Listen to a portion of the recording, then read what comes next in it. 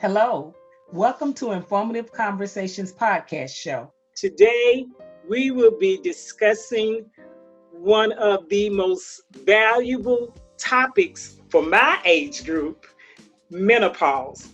And I have the pleasure of discussing it with two of my favorite people in the world, my mentor friend, Joyce Rice, and my God-given big sister, Paula and Rook. Good morning, ladies. Good morning. Good morning. Okay, come on now. We talk about a tough subject, but please, and I know it's in the morning, but we're morning people, so give me a little more enthusiasm. Good morning. Morning, ladies. Good, because I know we've all had our coffee, and in your case, Joyce, you've had your tea. Absolutely. Let's just start by this. Joyce, let me ask you, can you just give us just a brief description of the difference between pre, peri, and postmenopause? What are the differences? Okay.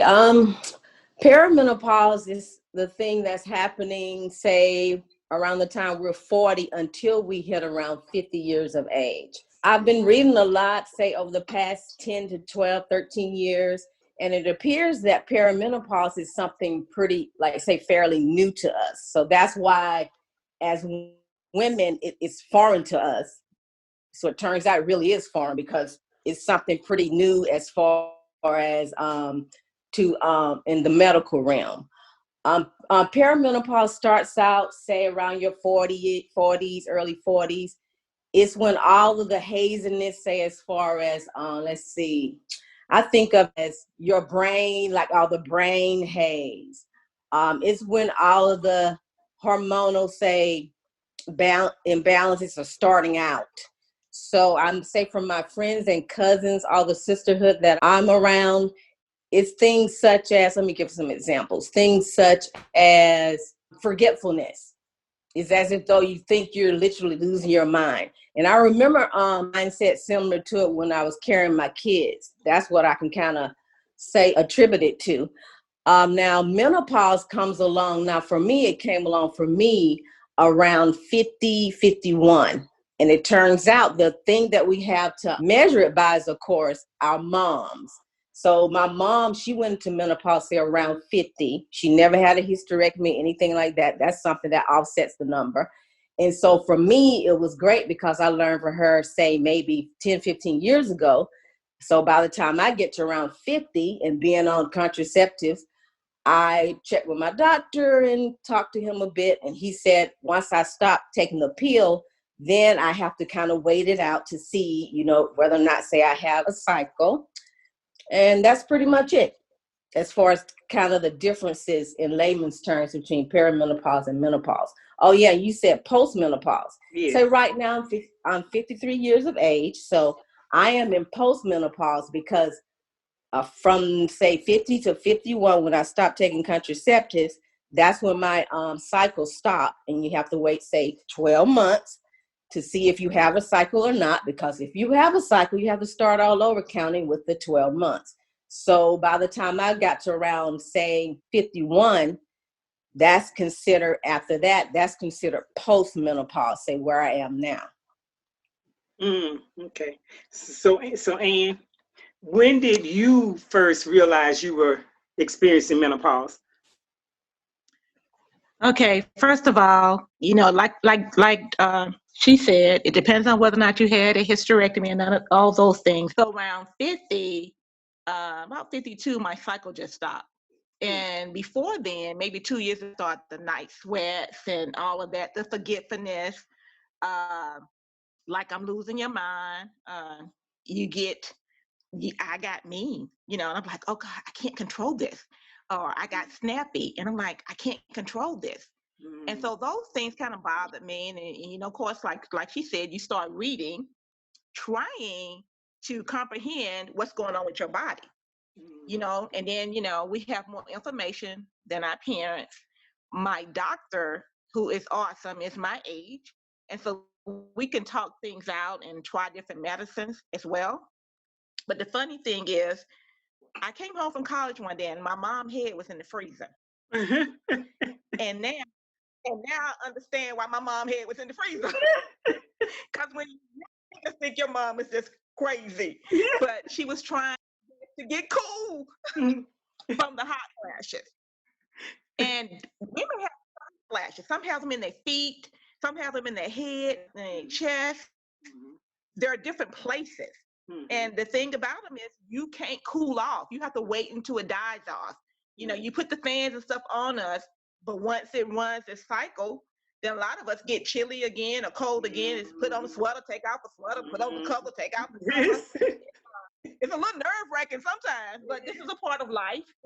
And as Joyce said, every woman does it different.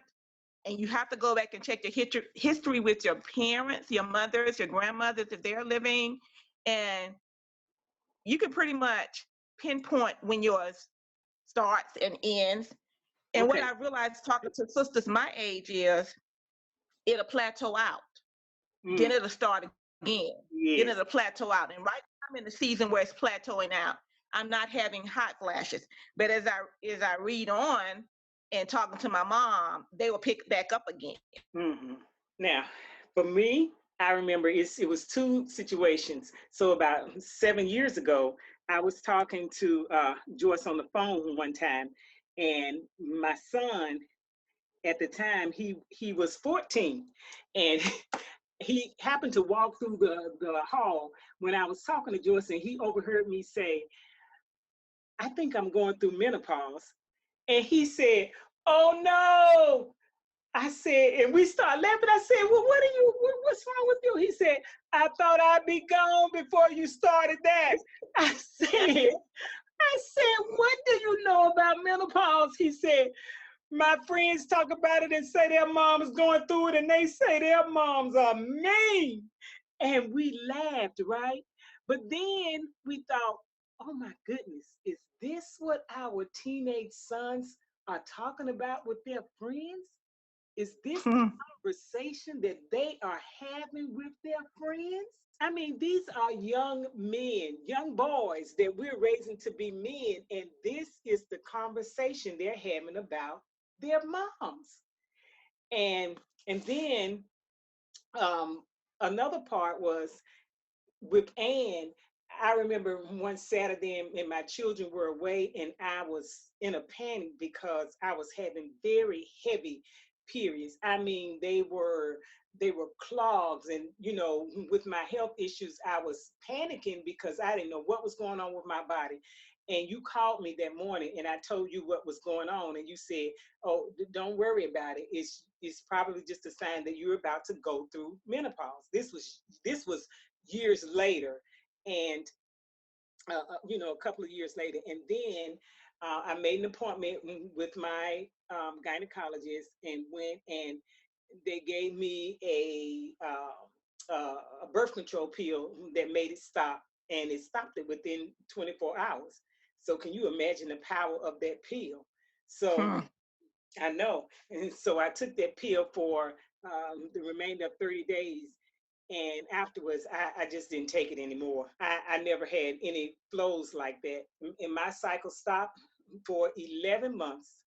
And on the 11th month, yeah, see, you laughing now. That's what you did then. It came back and you laughed at me. And I was like, oh no, because if it doesn't last, what they say, that the doesn't last for 12 months, then you go back through it, or you have to wait for a consistent 12-month period of time. So after that, I may have had one or two cycles intermittently, and I never had any more. But I want to go. I did warn you, sis. Yeah, you did, and that's what we're doing on this podcast. We're trying to get it out to our sisterhood that they don't panic.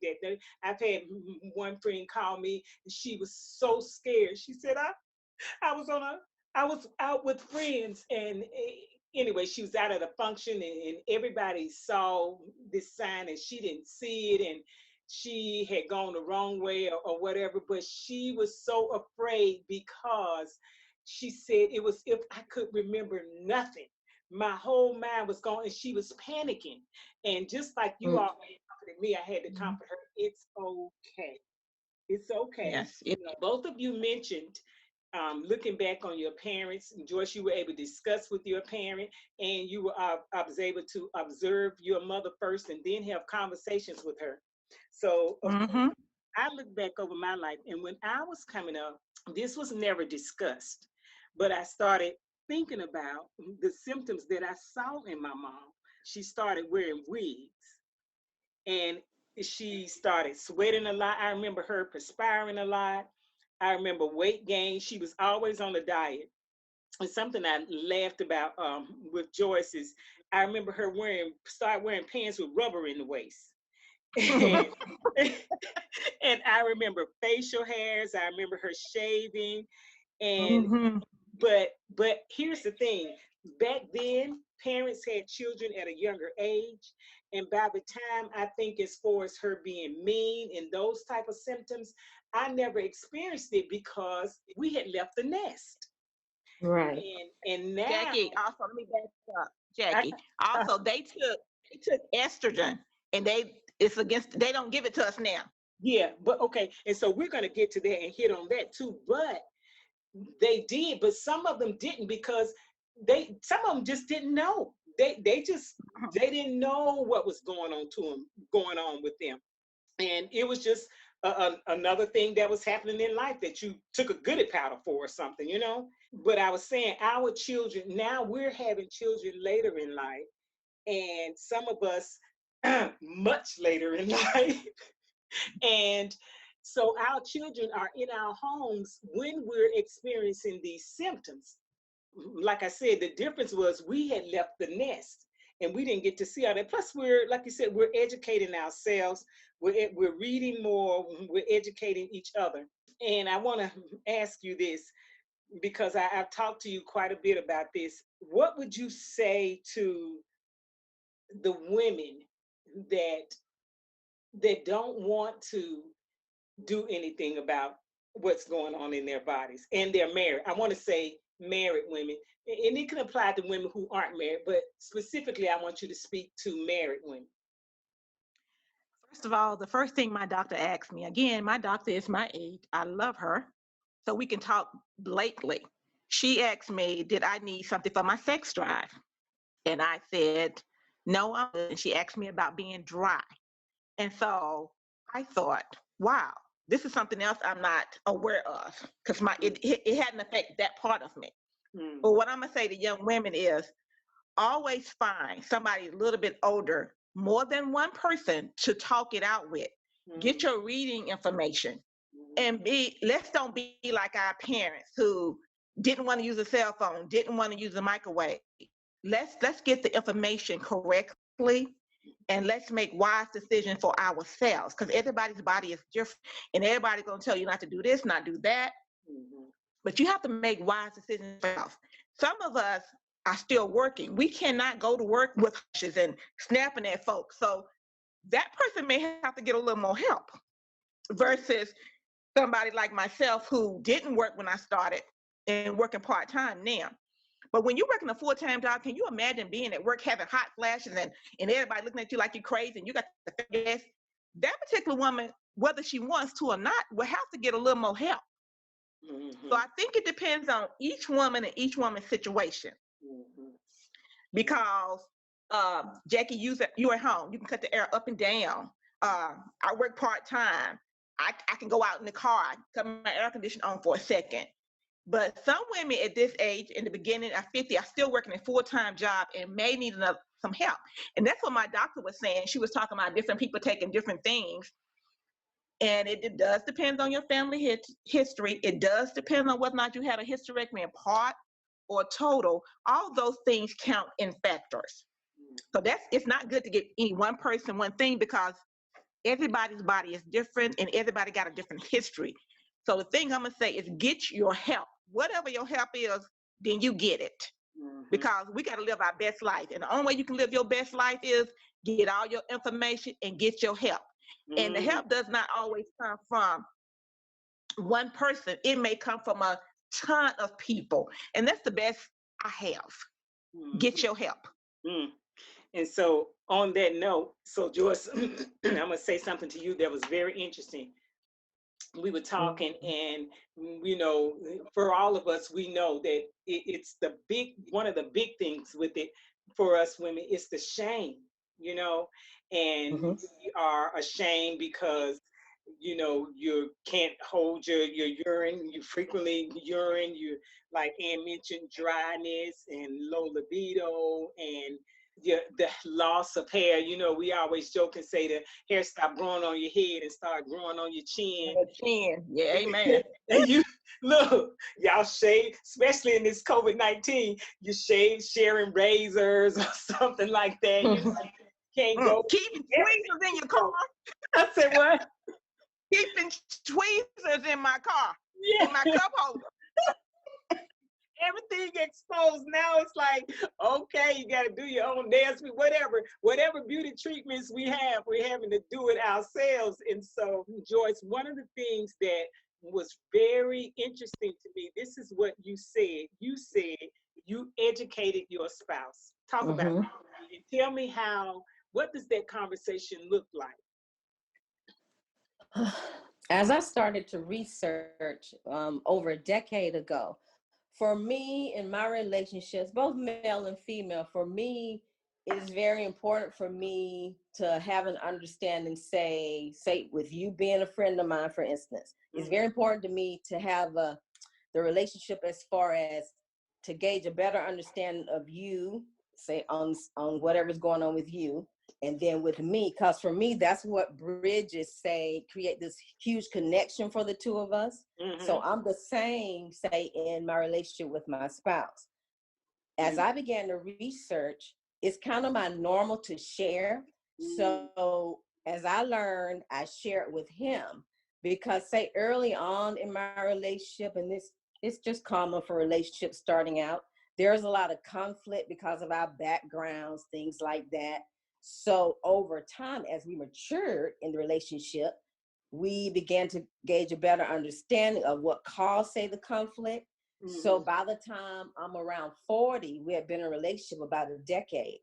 So I had already understood that, okay, the more I share with him, the more he's able to gain a better understanding, say, of what I'm going through. So that he doesn't take, say, if I'm snappy or if I'm mean or whatever the symptom is, so that he doesn't, say, necessarily take it as personal. Oh, that's good. That's good. Yeah. And so for me, the more I know, the more I'm gonna just put it out there and share and share and share. And that's what helps avoid the conflict. It helped tremendously avoid, say, conflict that say with part of my sisterhood that was, say, older than me, as Ann was talking about earlier.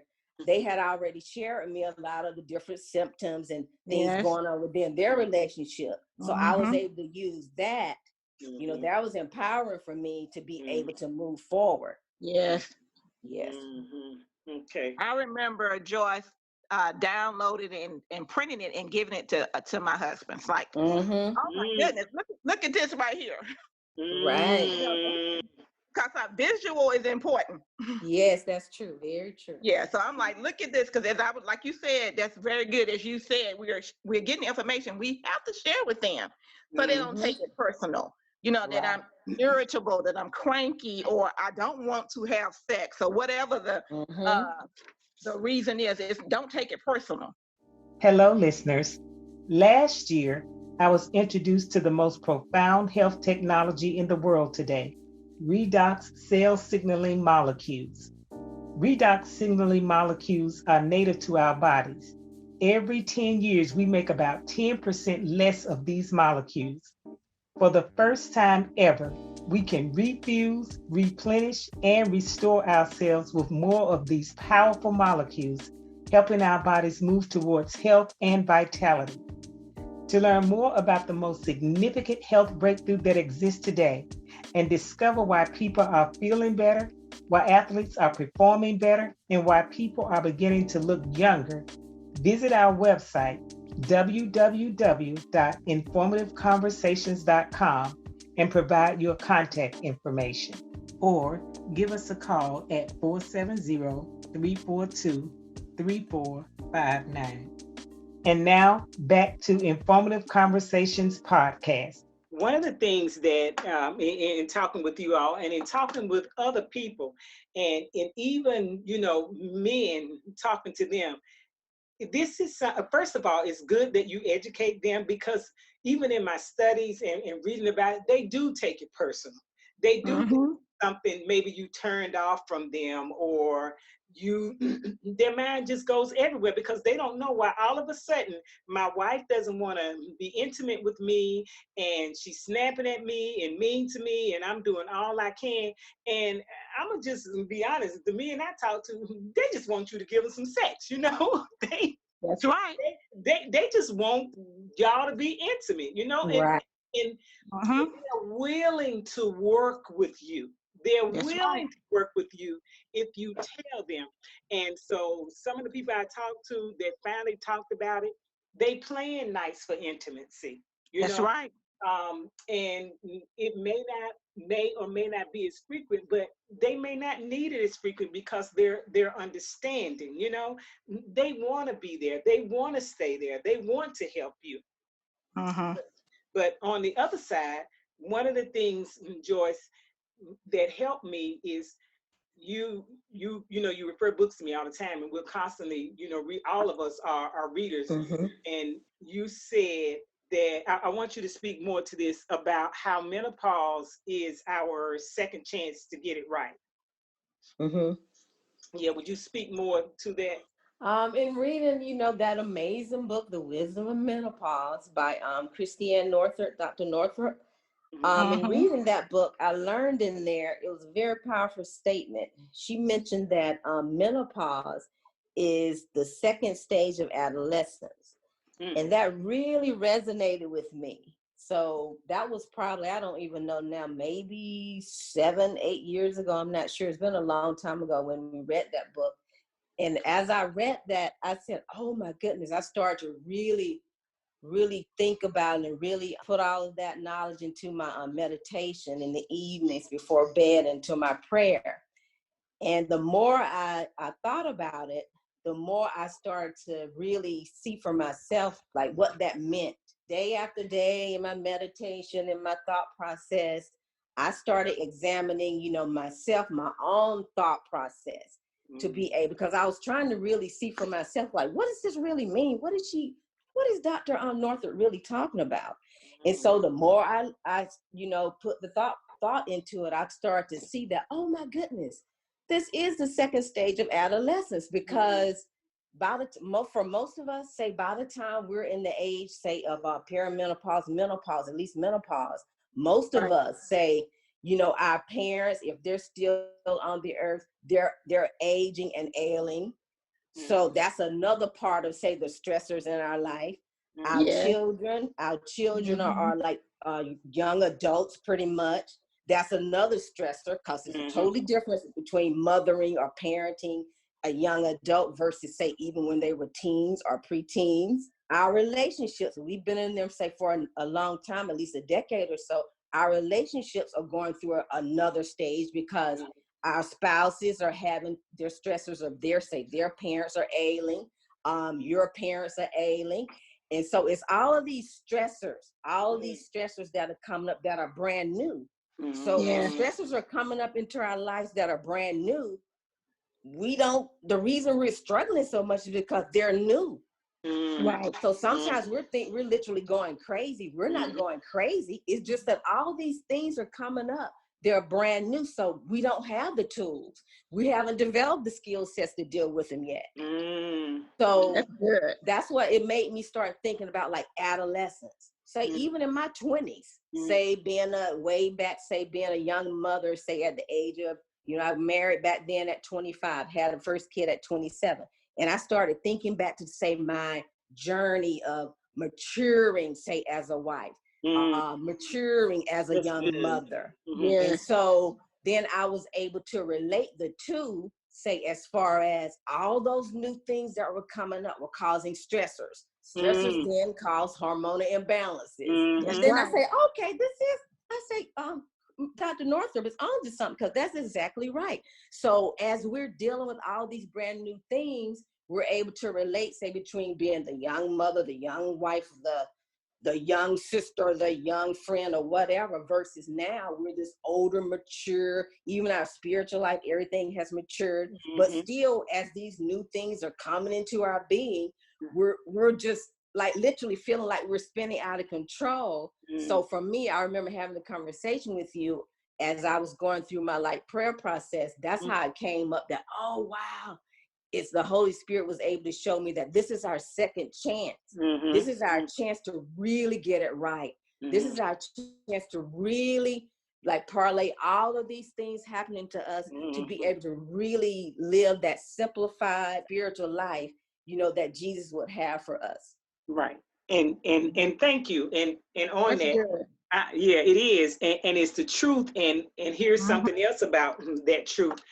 That is probably why I'm gonna just say this. That is probably why so many divorces happen, because all this time you have been suppressing you. I'm talking about the woman. You've been suppressing you to sacrifice for everybody. You've been putting up with things that you would not, that you didn't know.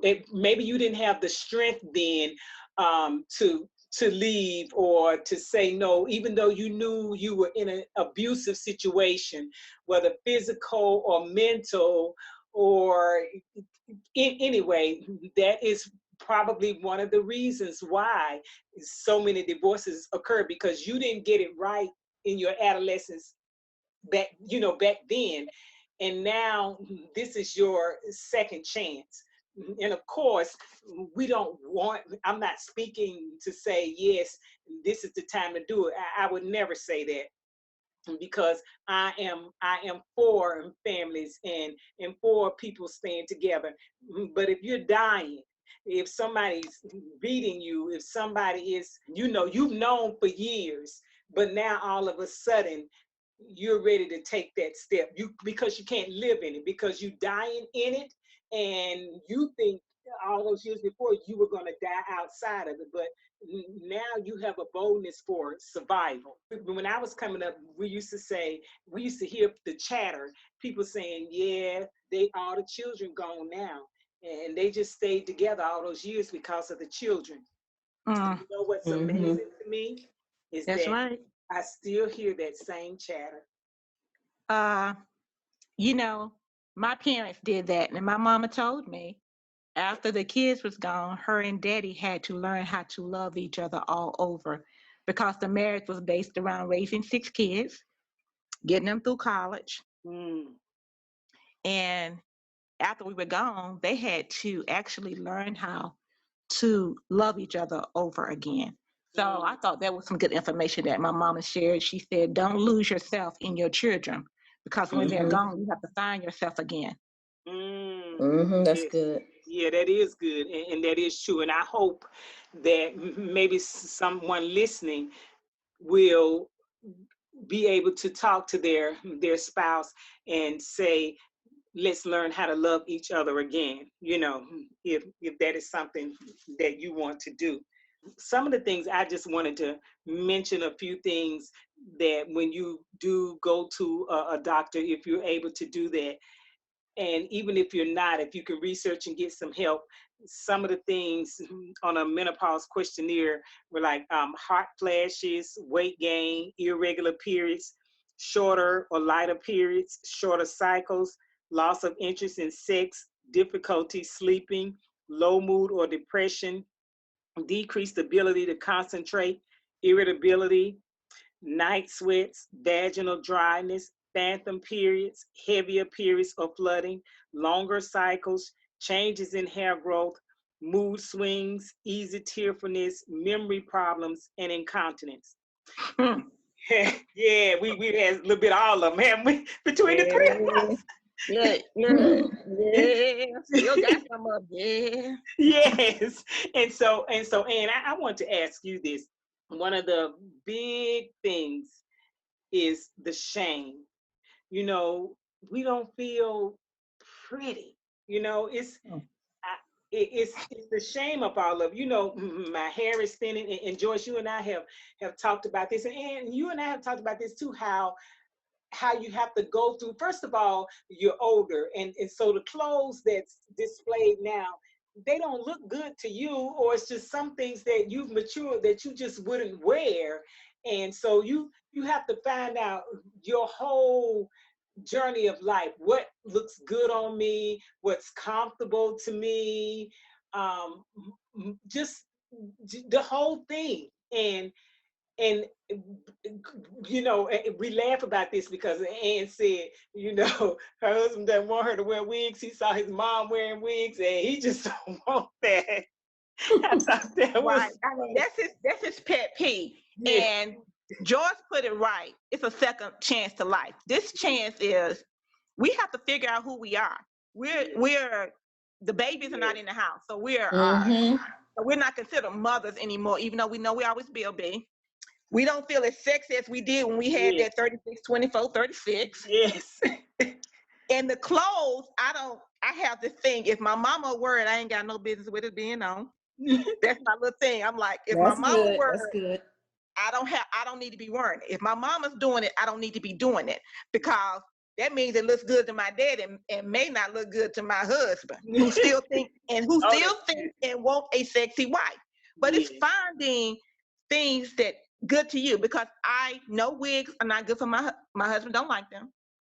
I get weaves in my head because I'm not comfortable with my thin hair. I'm not comfortable with shaving it out, doing an afro.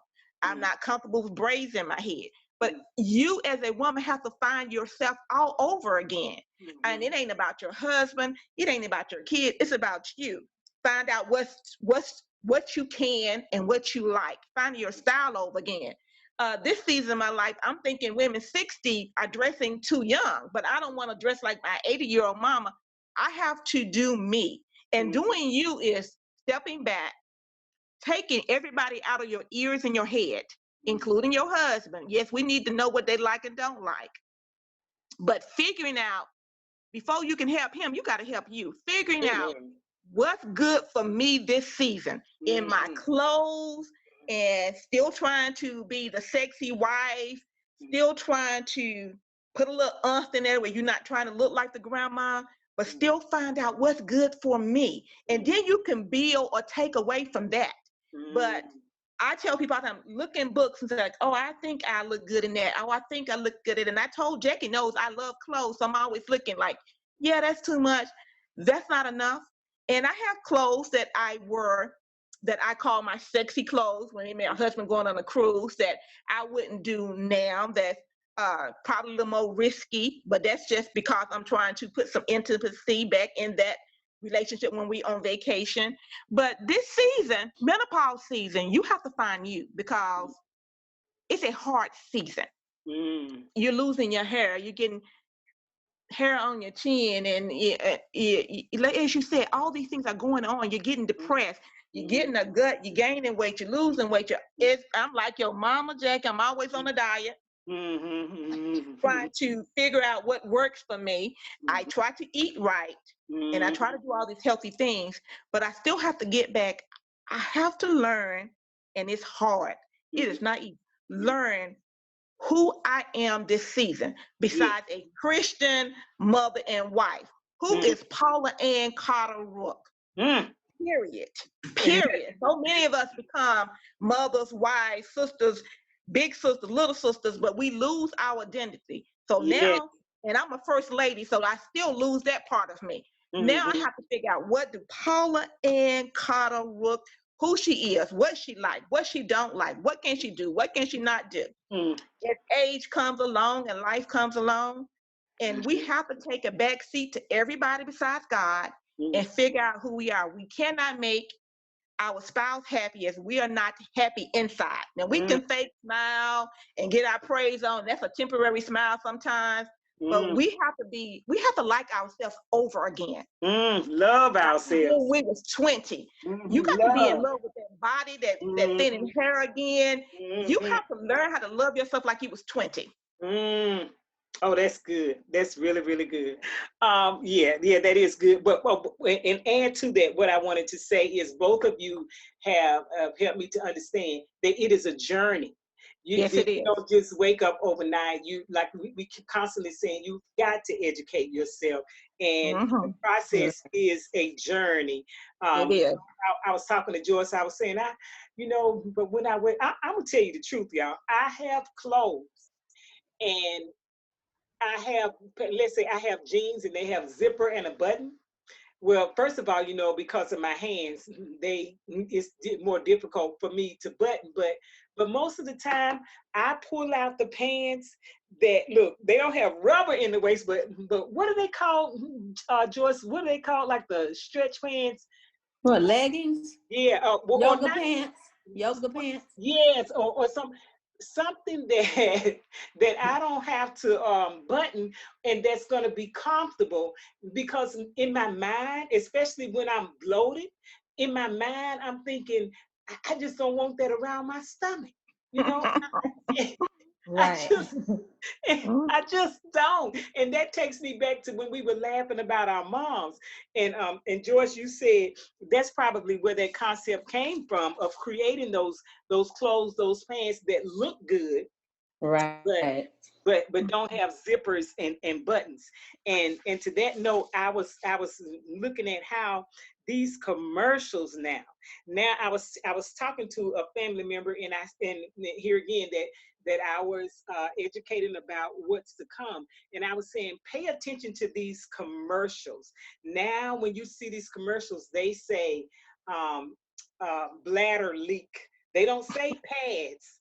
Mm-hmm. Therefore, bladder leaks too, because they know that it's hard to hold your urine, and so they're there to help with that. And one of them I saw, it's called Nix. Now I'm gonna tell you, when I was coming up, we had, and throughout the years on my cycle, we had separate underwear that we wore during our cycles. We called them period underwear, and so we only wore those underwear when it was during our cycle, to keep from messing up our good underwear should we have a leak. Now you can even go to Amazon. They have every kind. They're called period underwear or leak proof protective underwear. And y'all, they come in. One of them is called Nix.com, Knix. They come in thongs. I mean, Wow. yes, they coming out like in all these years, and we going through this, but they are called period underwear, and they are for leaks and for all the things that we had our separate underwear for. So I always say, pay attention to what you're seeing instead of, for example, they have what's called Luna pads. And that's for sleeping at night, and it's for underwear it's not the bulky. Depends. Yes, yeah, it's not the bulky Depends. They're nice looking underwear for you to wear at night should you have an accident. And on that, I wanted to speak to this because usually by the time you turn 70, you are out of the menopause stage, period. I mean, for a lot of times it comes before that, but I'm saying, but if you have let's say some people have mean spouses, and they just negative and mean no matter what, and they're critical. And so let's say you have an accident at night, and they just criticize you. At your age, you peeing in the bed, you wet in the bed, blah blah blah blah blah. And it happens. It does happen, and to us it's sad, but it does happen. And to that woman, I would just say, get some Depends. Just get something. Sometimes they're more worried about their mattress. Um, just get some Depends. Just get your own help. Jackie, Uh-huh. you remember I wet the bed and I called you and I jumped up. It's like, oh my God, Cliff, I wet the bed. And I said, get up so I can change some sheets. And he said, girl, you better put a towel in and get back in this bed. Nah, But being serious, if you have a spouse that really loves you, that's how they're going to play it out. Honestly, they're not going to make a big deal about it. You've already expressed that your bladder is not as tight as it used to be, and it comes from having kids and losing your estrogen, which is your electricity in your body. So it's a normal part. Like you sneeze, you leak, or you cough, you may leak. So you have to wear. I keep pause pads if me and Cliff are traveling. Mm-hmm. Oh, that's good. Yeah. Just being intelligent. Mm-hmm. If we're going to go down the road, I'm like, okay, I might need a little help. Again, getting your help, whatever that needs. We're talking about being wise this season. So whatever help you need, you have to get. I even told my mama, tell daddy to start wearing Depends, because this season he can't be running in everybody's bathroom. Mm. Oh, that's good. And my daddy is 80 and he didn't want to. And I'm like, but he needs to start, because pride was stopping him. And once he started, he was okay, Mm-hmm. Oh, that's good. And see, let me say something to that. That is why when I was sleeping in, I think this particular night I wasn't feeling well and I had took some medicine, but that medication knocked me out. And when I woke up that morning, I had wet my bed. And I can tell you, y'all, I was so embarrassed. And it was just me in my bed. I was so embarrassed. Now, y'all know it took me years to get my child out of my bed. My daughter wakes up that morning and comes in the room and flops in my bed. And she said, you bed wet. You had an accident? I just looked at her and said, yeah, I did. She said, oh. And she got up out of my room. But she was looking at me like my grown mama peed in the bed, but y'all know I was still embarrassed, and it was just me, but I was embarrassed. And I finally, because I thought about what you had shared with me about you, that's what made me say it to you. And after I said it to you, you said, oh girl, that's the kind of stuff that happens and it's okay and blah, blah, blah. You just get up, clean yourself up, blah, blah. Well, since then, I have had many challenges, not in the bed, but I don't waste time when it comes to going to the bathroom. I'm telling you, I went through a season, and that's what I mean by it's a process. I went through a season of running to the bathroom, and as soon as you get there, it's just like you carrying the child. As soon as the closer you get to the bathroom, the more it starts leaking, and the more it starts coming. And I have been in grocery stores where I have to start pulling off clothes and I'm running to the bathroom because it seems like every time you turn around, you have to go. But back to educating, here's what I did. I educated my son and I educated my daughter. And they're young. But the good thing is, I educated my son because I made a choice not to be mean. I told myself, especially after talking to you all, first of all, I'm just not going to be mean. So if I need to take something, I'm going to take it because I don't want to be snapping at my children. And I'm much, much better now, but it took me a minute to get to the point, because here's one of the things. Let's just say something very, very small has been aggravating you. I mean small, like, okay, Joyce, we talk about this, like a box that's sitting in a corner. And you don't want that box right there in your hallway, but you leave it alone. You're trying to be patient with the people in your house or the person responsible for moving it. But then when that menopause symptom kicks in, I've been trying to avoid this for 2 or 3 days. You still haven't done what you're supposed to do. I want that box moved. I want to move, and I want it moved now. I have asked you for 3 days. You just don't see the camera. Blah, blah, blah, blah, blah, blah, blah, blah, blah, blah, blah, blah, and you have exploded. But listen, what I learned about me is if it's really getting to be that bad, why don't I just go over there and pick it up and move it, But it's a menopause thing, when I calm down, and here's one of the things I say to people, what has really helped me so much is, and this alludes to what you were saying, is taking time for myself. All in the morning, having that time. For me, it's in the morning. For some people, it's at noon. Some people, it's at night. But having that time to myself to just be able to sit down and me and the Lord and start my day, because I usually start my day in my mind, and whatever is bothering me, when I sit down and have that peace, I learned it's not as big of a deal as I made it out to be. How about that? Right. Mm-hmm. Okay, so one of the last things is, and you mentioned this early about HRTs, the hormone replacement therapies that our parents had. Mm-hmm. And one of the studies, this was in the UK, and it was over 80% of women, they don't go and talk to their doctors, their OBGYNs, because they are ashamed of all the symptoms that they go through, and they don't have a personal relationship like you're fortunate to have and with their gynecologist.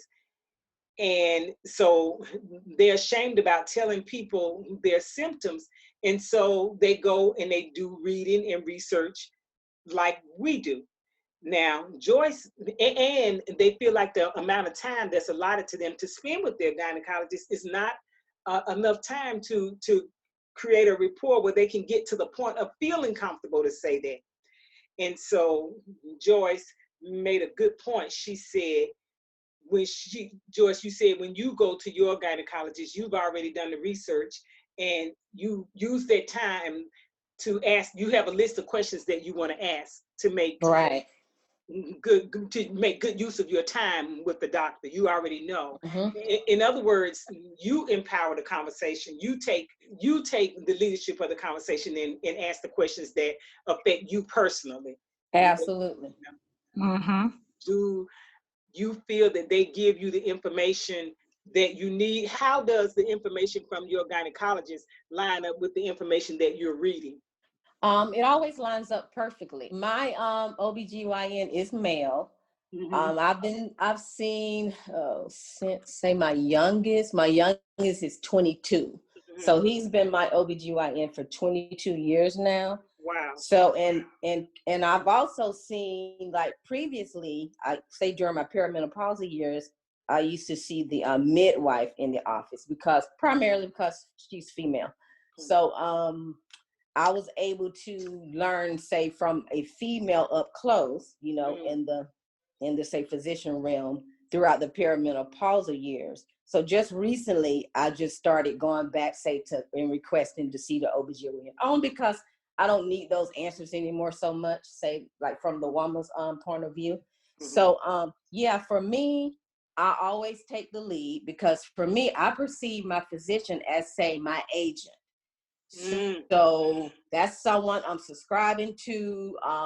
There's someone that, say, I'm paying. So he's advocating for me, so to speak, because he's the one that has the expertise as far as, his background, his schooling, and can say whatever it is I'm researching, I'm, say, seeking, he's the one that's able to expound on it.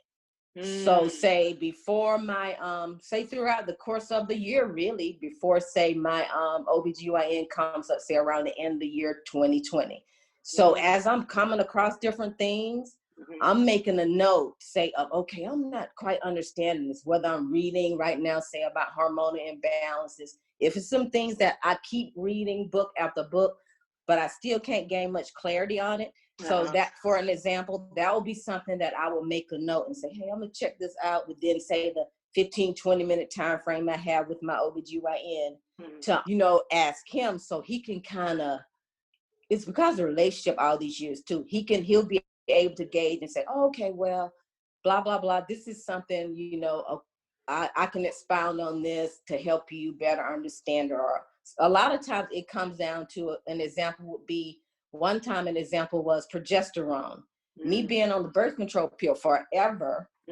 So I was able to learn in that process that it was really progesterone for me, as far as the imbalance goes. Not so much estrogen as it is progesterone, because I lost that, say, once I stopped the birth control pills. So the example is, when I went to him throughout the course of that process, I asked him, I said, help me understand, the, say, as far as say me choosing to use progesterone cream versus, I don't know, say hormone replacement therapy, you know, that all of our moms were literally subjected to. It was just something brand new. So that's why all the OBGYNs were giving it. My mom contracted cancer from it. So I was wanting to hear, say, as far as based on his expertise, what are the, say, advantages or disadvantages? So I learned from him that even though I had, say, read or seen different talk shows, women, different forums speaking about it, in my mind, I had gauged from those women that, oh, progesterone cream, it's okay. But it turns out there are two different kinds. There's a bioidentical type. There's just two different types. And so he was able to help me understand. He was like, well, the thing is, he's like, if your mom, he said, if since your mom contracted, you know, she developed breast cancer, say at 60. So he said, okay, if your mom developed hormonal breast cancer, he was able to help me understand. You've already made up in your mind that, nope, that's not something you're going to do. Right. He said, so you definitely don't want to use, he said, even progesterone cream. He said, because he helped me understand even the way it's absorbed into the body. He said, it may not be advantageous for you either, you know, based on your family history. Right. Wow. Oh, that's good. So yeah, so the hormone replacement therapies, like they say, it's still the most effective, but it's the least trusted.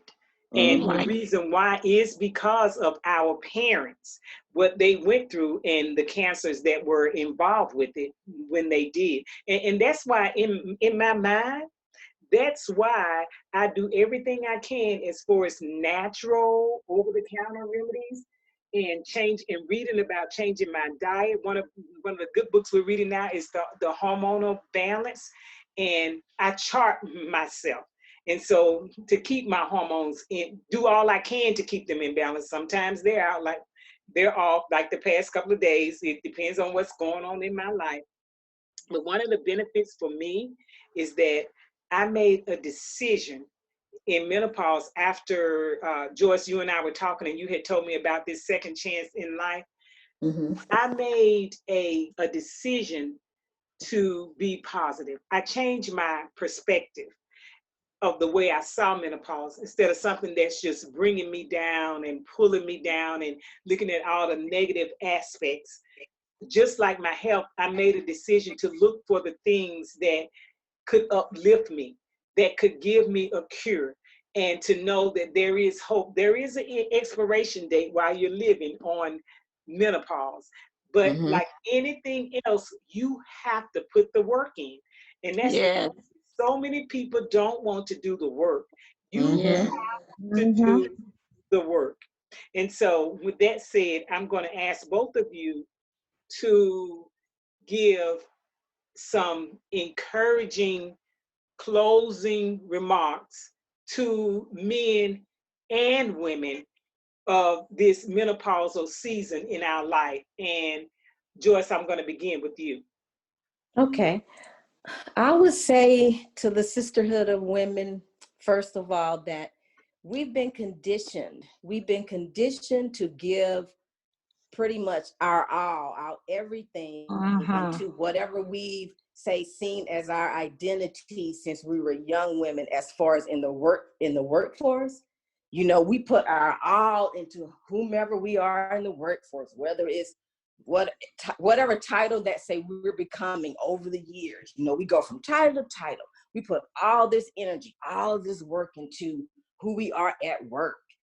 I think, say, as a sisterhood, we've got to reframe that, and we got to start looking at it, especially to empower, say, our daughters. We've got to start making it the norm to empower them as the next generation, with the understanding that we're not only to give our all, say, into the workplace or create these amazing identities in the workplace. That is more important to create these major identities, say, as we are from the inside out, as the women, as the spiritual women, to be able to say, build ourselves from the inside out to where we're more focusing on that identity versus, and then say, as we do that, then guess what? The workplace becomes, say, second nature.